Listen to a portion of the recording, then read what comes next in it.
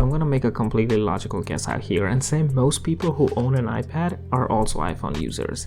I mean, sending SMS from an iPad is something that most people take for granted.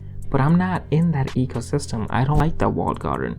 I'm literally all over the place if you ask me, from a Linux desktop to a Surface Pro computer to an iPad, and all this while my primary communication is happening from an Android phone. So it's needless to say that I'm pretty jealous of all those people who can send their blue bubble and green bubble messages from their iPads. But since iOS 12, Apple has been expanding their support for progressive web apps or PWAs. If that doesn't mean anything to you, all you gotta know is that has made room for some apps that might not have cleared the App Store requirements. Along with that, iPadOS 13 now supports desktop-style web browsing by default, and now we have the ability to run Android Messages web client on an iPad. Let's get started. So in order to set that up, you gotta make sure that you're using the Messages app by Google as your default SMS app on your Android phone.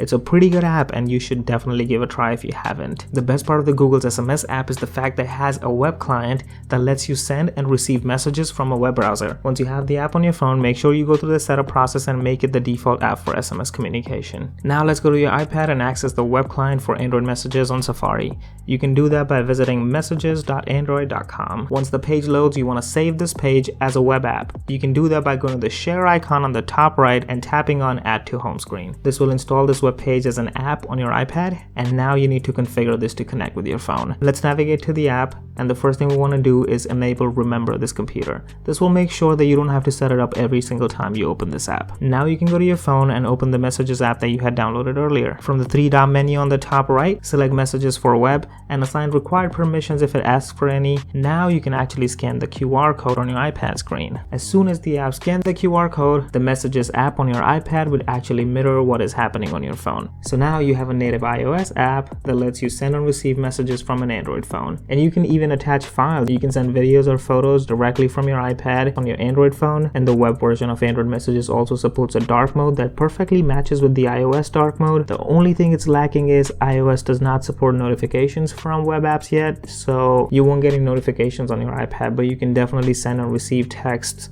as long as you have the app open.